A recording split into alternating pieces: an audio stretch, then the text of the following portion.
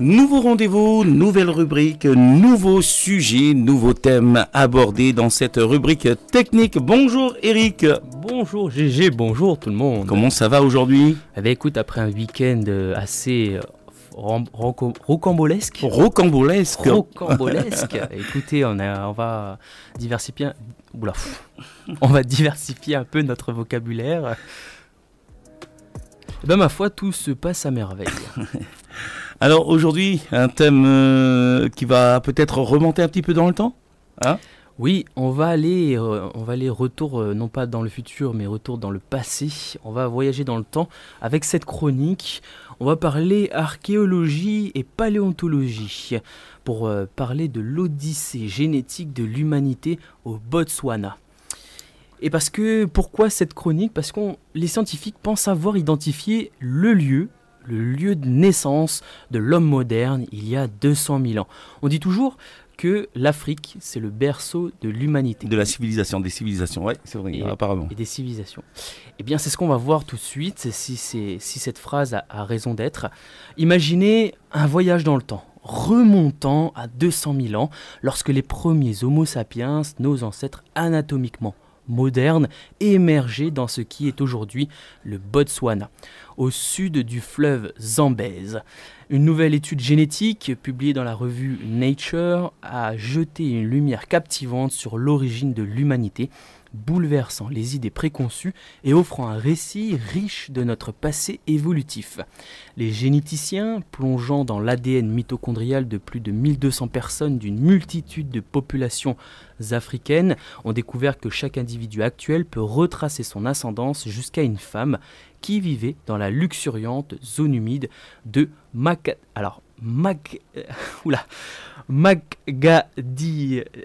Je vais jamais y arriver. Makgadikgadi.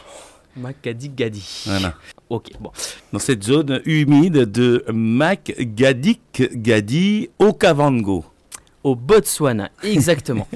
Et cette région aujourd'hui, située près de l'épanouissement, du delta de l'Okavango, était autrefois un paradis sur ses lacs avec ses lacs et plaines, offrant un terrain fertile à l'épanouissement de nos ancêtres pendant environ 70 000 ans.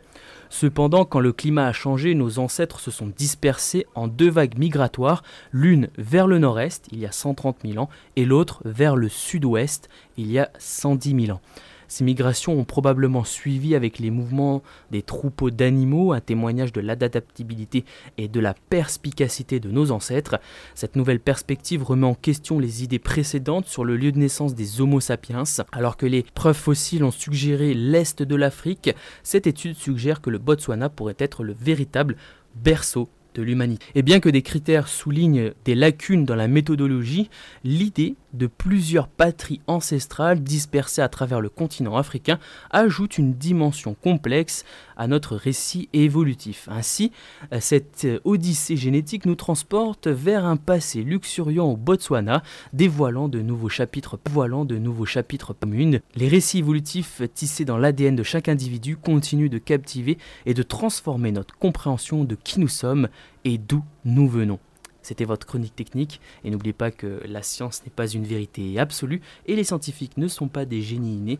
La science est simplement l'exploration de l'inconnu pour comprendre le monde et le rendre meilleur. Je vous remercie. Et on terminera sur une phrase de Paul Gauguin, de l'artiste Paul Gauguin, décédé aux Marquises, grand peintre devant l'éternité, avec une phrase qu'il a laissée dans l'histoire, c'est celle qui disait « D'où sommes-nous ? Qui sommes-nous ? Et où allons-nous » Sur ce, belle journée à tous. Belle journée, Gégé.